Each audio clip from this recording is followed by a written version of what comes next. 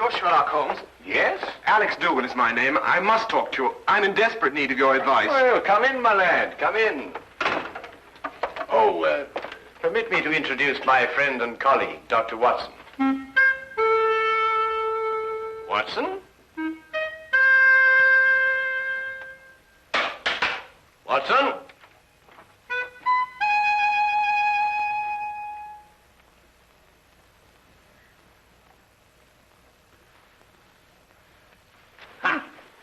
Just as I suspected. Well, Oh, my goodness me, a patient. Oh, I do beg your pardon leaving you standing there like that. Most remiss of me. There, if you'll sit down, I'll be with you in a moment. My dear doctor, Mr. Doogle is not your patient. He's come to see me. Huh? Huh.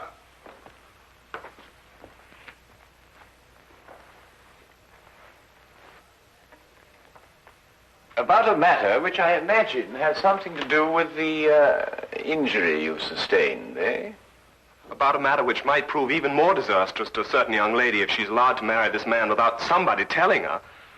But on the other hand, how can I tell her when... You're jumping about rather a lot, Mr. Doogle. Mentally, of course. Yes, forgive me. I'd better begin by telling you that I'm known to most people by a name other than Alex Doogle. Yes? Aunt Lottie. Aunt Lottie? I write under that name in the Daily Observer. I'm a columnist. But Aunt Lottie? I know. It was the boss's idea. I'm really a sports writer. Don't ask me why I was assigned the job, but I do an advice for the lovelorn column. Oh, I see. You mean the readers write into you telling you their problems? And I answer them. The boss thought they'd be more apt to listen to a nice, sweet old Aunt Lottie than a Alex Doogle. Well, of course, he may have a point there, Mr. Doogle. They listen to me, all right. Act on every word I say. And that's what started all the trouble. You'll have to go back with me 2 weeks. I'd received a letter from a young lady who identified herself only with the initials S.D. She said that her father had just died, and she had nobody to advise her but me. It seems that her fiancé was a man of violent temper, and had on one occasion almost throttled another man for even looking at her. She wanted to know if it'd be wise to marry him. I answered her, and a day later in the editorial room, I came to know what I'd touched off.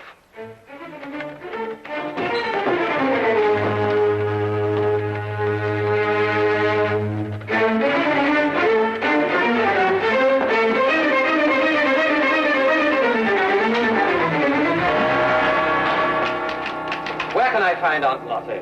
Hey! She'd better be around. Just point her out. Now, wait a minute. It just so happens that I'm Aunt Lottie, and I want to know how you got in here. You're Aunt Lottie? That's correct. And you can be certain that if you've come with any problem, I shall be most uncooperative. Are you sure you're Aunt Lottie? That is my pen name. Have you any objections? None. None at all. I'm absolutely delighted to find that Aunt Lottie is a man. Really? Why? Because I would never dream of doing this to a woman.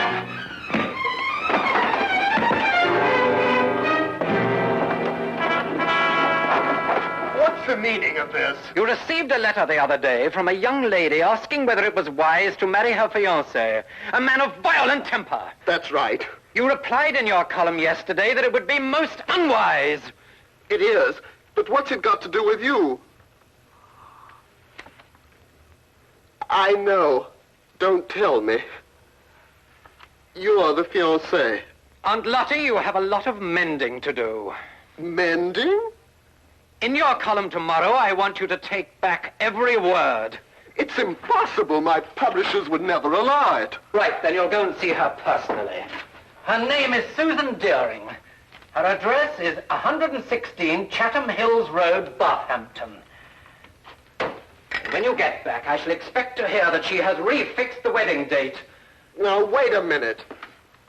You can't intimidate me. I gave her my honest advice, and I intend to stick to it. What did you say? I intend to...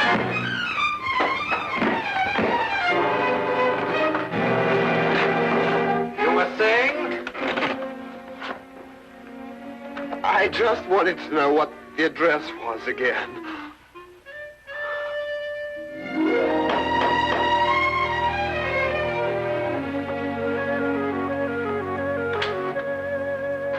Miss Deering? I'm the housekeeper. Your name, please? Aunt Lottie.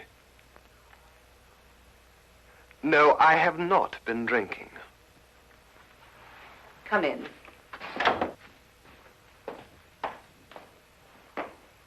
Wait here, please. I'll call her.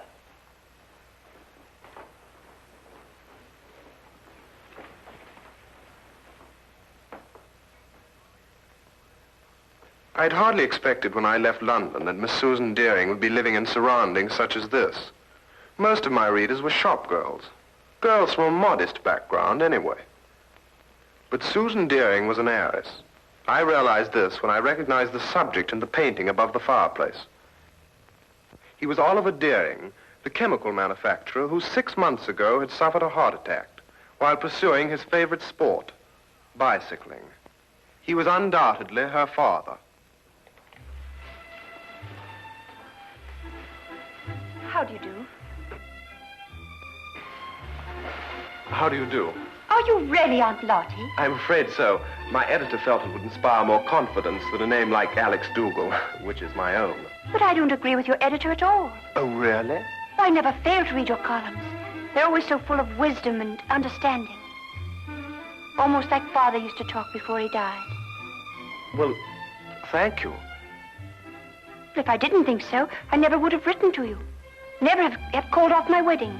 Well, as a matter of fact, that's what I came to talk to you about, Miss Deering. Do you mind if we sit down? Oh, please, yes. Here you're hurt and I've kept you standing. Just a little accident. Nothing at all. Yet. Would you like a pillow or something? Oh, no, thank you. What bothers me more than any little ache is the advice that I gave you in my column. The advice you gave me, but every word of it was so true.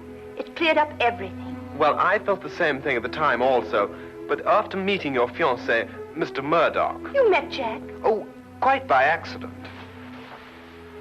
He struck you. I know he forced you to come here and see me. Oh, no, not at all. Then how were you hurt? I fell down the stairs. It was an accident. Forgive me. It's quite obvious that a man like you could never be forced to do anything against his will. Well, I should hope not. But at any rate, after meeting Mr. Murdock, I felt it my responsibility to come here and retract my original advice. Forgive me, Miss Deering. That's what I've been telling her. No one is perfect naturally, but Mr. Murdock is eligible in every other way. He has gold mines in Africa, if that's what Tilda means. And I could be sure he wasn't marrying me for my inheritance. But, Mr. Doogle, you've never seen him when he loses his temper. Miss Deering, have you ever heard of a Dr. Freud? No. A young Viennese. He's invented a new science called psychoanalysis. He says that a temper is a perfectly healthy, normal outlet for emotions. It's quite normal. Mr. Doogle, you know so much. That's my job. I'll write to Jack immediately and tell him it's all right again. Good. And if you have a picture of the two of you, I'll see that it's published in the society page under soon to be betrothed. Mr. Doogle, what's the matter? Something happened to my back when I fell. I wonder, would you mind putting one hand on my shoulder and one in the small of my back and pull? Thank you. Mr. Doogle, you must do something about your back. When you get home tonight, have your wife rub it with liniment. Well, I'm afraid that's not entirely possible, but I'll have the man at the club do it anyway. You mean to say that you're not married? I'm afraid not. It seems that every time I meet a girl that interests me, she's not available. But then that's life. There's always tomorrow, and, well, who knows? I might be as lucky as you and Mr. Murdock. Now, what about that picture? I'll get it for you.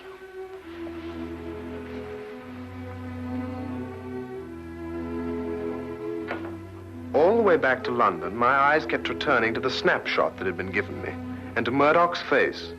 I really hadn't had time to study him when he first came into my office. Everything had happened so fast. But now I had the clinging feeling that I'd seen him somewhere before. But where? And under what circumstances?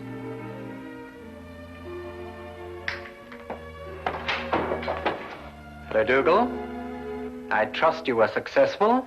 Extremely. And I'm going back with even more confidence to make her change her mind next time. You're not Jack Murdock, and you don't have any gold mines in Africa. You're Freddie Brill, the racetrack fixer. Now, whatever gave you that idea? I used to be a sports writer, for your information, and I remember you very well. You got flung in jail for nearly killing a jockey that double-crossed you. And if you don't think I can prove it, just come down to the library and I'll show you a back issue with your picture in it. That won't be necessary. I didn't think it would be. So it's her inheritance you're after, is it? That's it. And I don't think you'll be telling her. What are you going to do? First, I'm going to make you best man at my wedding. What? After today, I can't trust you out of my sight. As best man, you have reason for being at my side every minute. But this is insane. Secondly, I make you this promise. If Susan should learn of my true identity before we're married, I won't make inquiries as to who told her. I'll assume it was you. And if it's the last thing I do, I'll kill you.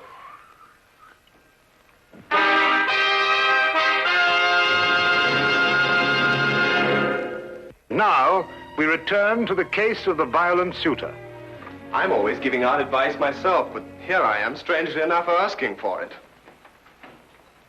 What shall I do?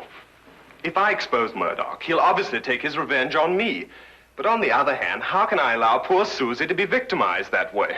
I see. So it's Susie, is it? Well, up until half an hour ago when I managed to get away from him. Murdock keeps me handcuffed to his side. And naturally, when he saw Miss Deering, I did also. Ah, yes, quite naturally. Well, there's no point in denying it that she does something strange to me. And I found myself wanting to be the groom instead of the best man. That may very well happen yet, Mr. Doogle. But how, with Murdock still in the picture? We'll remove him from the picture. Well, it's simply stated, Holmes. But surely you don't mean to expose Murdock and risk Mr. Dougle's life. No, Watson. If any lives are going to be risked, they'll be yours and mine. Oh. Oh! My plans aren't crystallized yet, Mr. Doogle, but my advice to you is to go back to Mr. Murdock and continue to be his best man. You'll hear from me very soon. I'll do anything you say, Mr. Holmes. Thank you, Mr. Holmes. Not at all. Oh, wait.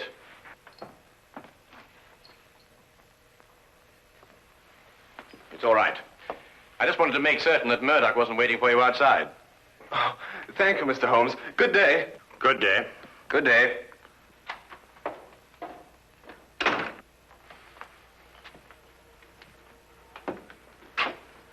And how do you propose to help Mr. Doogle?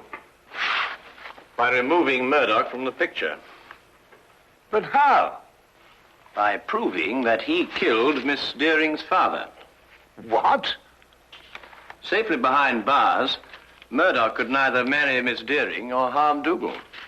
But Miss Deering's father died of a heart attack. He was cycling. You heard it yourself. My dear Watson, it was made to appear as if he had been bicycling. Well, now, really, Holmes, you haven't even left the room. How can you say such a thing? Ah, here it is. I thought I'd kept it. Have a look. When that picture was published in the papers, I showed it to Inspector Lestrade as proof that Oliver Deering was murdered. But the good old inspector, with his usual dim-wittedness, refused to pay any attention to it. Well, I must say I can't see any signs of murder here. Notice Deering's coat. Yes, well. It's buttoned on the left side. So? Have a look at your own. Well, yes, I see that, but... It's my theory that Deering was at home in his shirt sleeves when Murdock struck him a blow on the back of the head that killed him. Then, in an effort to disguise his crime, Murdock, with the aid of a woman, dressed Deering and deposited him and his bicycle on a lonely stretch of country road. But the mistake had been made of buttoning his coat on the wrong side. Yes, but look here, just a minute. You've just talked about a woman. What woman? Well, his accomplice, of course. A woman would be more apt to button Deering's coat on the left side, since it was customary for her to button hers in that way. And talking of coats, I think you'd better take yours. It's going to be chilly in the country tonight. Well, assuming everything you say is true, what's the motive in killing Deering? Well, my guess is that Deering found out Murdock's true identity and prevented him marrying his daughter. And Murdock, seeing himself losing a fortune, lost his temper again. Come on, Watson. We'll pick up Lestrade on the way. Right. Take my coat.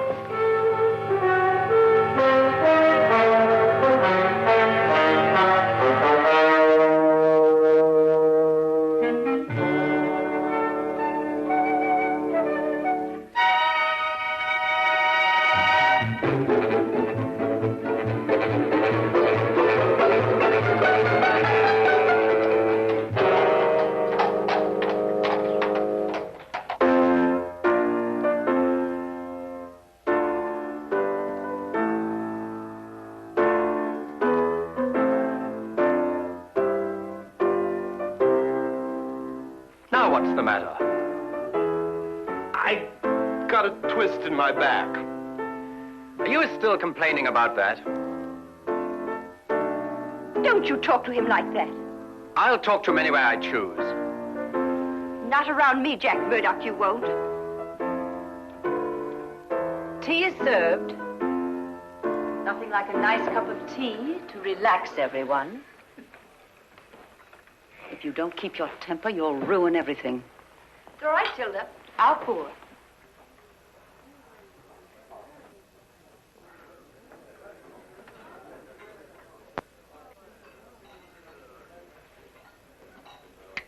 Why didn't I think of it? Of course. Of course, what? The accomplice, it's Tilda. The housekeeper? Yes, it would have to be someone normally attached to the house to have been present at the murder. Tilda fits the part perfectly. She would also have to know Murdock. And from the manner in which she's just been talking to him, that's obvious, too. Your theory sounds as wild now as it did when you first told it to me. Lestrade, give me your gun, will you? What for? Well, I'm just going to put my theory to the test. Wait a minute. Oh, don't worry, I shan't hurt anyone.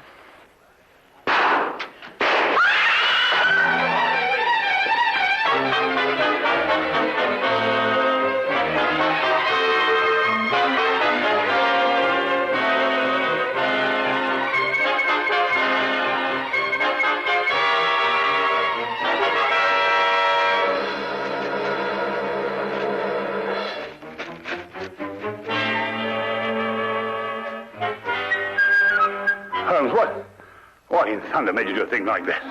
No time to explain now. They'll have the staff out, search the grounds. If they find us, the whole plan's ruined. Well, now, where's Lestrade? Lestrade! Shh! Lestrade! He was behind us when I lost. Look. Oh, confound him. If they find him, everything will be ruined. Here, we'd better go and find him ourselves. Lestrade. Lestrade. Oh, no, Holmes, look. Well, well, well. Only the good inspector could have managed that. Well, Lestrade, you look like a stranded whale. What is this thing? It's a badminton net. Were you running with your eyes shut? Here. Holmes, listen. The gardeners, I expect. They're coming this way. We've got to get to the carriage. Come on, Lestrade. Get me out of this thing. Oh, there's no time for that. Come on.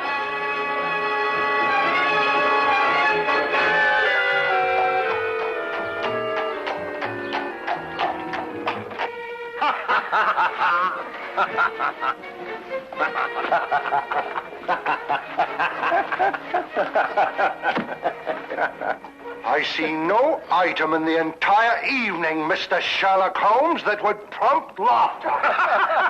I'm terribly sorry, Lestrade, but I shall cherish the memory of you thrashing about on that badminton court for years to come. I wouldn't find it so amusing, Holmes, if it had been you who had torn that confounded net from its moorings. Lestrade, it was simply a question of going under it after all. And I haven't forgotten that it was your insane behavior tonight that made it necessary for us to be running at all. Yes, what were you up to, Holmes? Those shots, I mean. Yes, I assume there was a purpose. Oh, a very definite purpose, Lestrade. Those 3 bullets were bait for a trap. Odd bait, I must say. I trust it was the perfect bait for our purpose. I only hope that our delayed departure from the Deerings won't make us too late to see the trap sprung. You mean it wasn't sprung at the Deering? There were too many people there, Watson. You see, if my theory is correct, then Jack Murdock's flat should be the place. And I wonder if we can entice this driver to go just a little bit faster. Cabby! Cabby, go as quick as you can.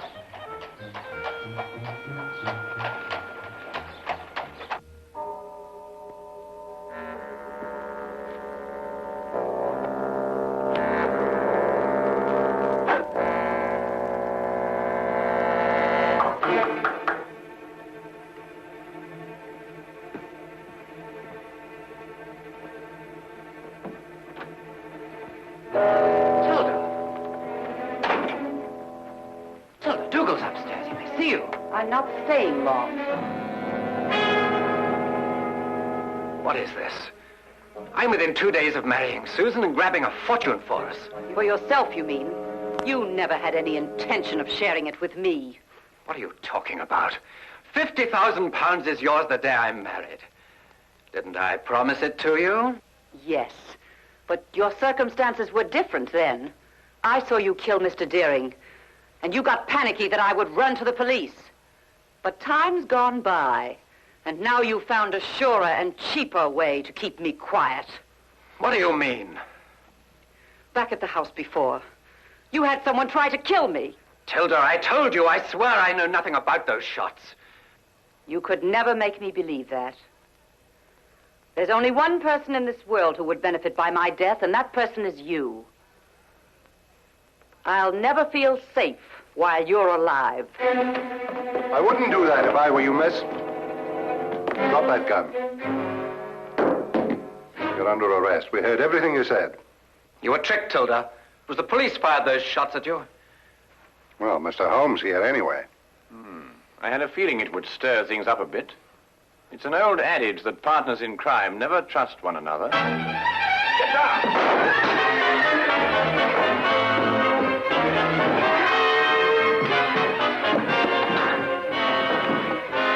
Well, I'll be... I've been practicing my ride ever since I met him. Ah, well done, my boy. Well done.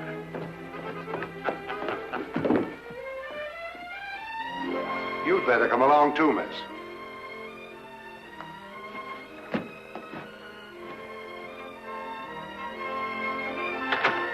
I believe I've outgrown the Aunt Lottie label now. I'm going to ask Susan to marry me. Good for you. First thing tomorrow morning. It's too late tonight. Oh, I don't think it's too late.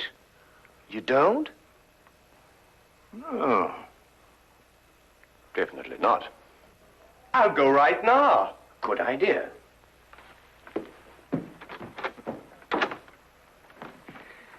Well, Holmes, you've solved the mystery and brought two young lovers together. I think I'm going to call you Aunt Lottie. What? Oh, no, really, Watson. This time you've gone too far.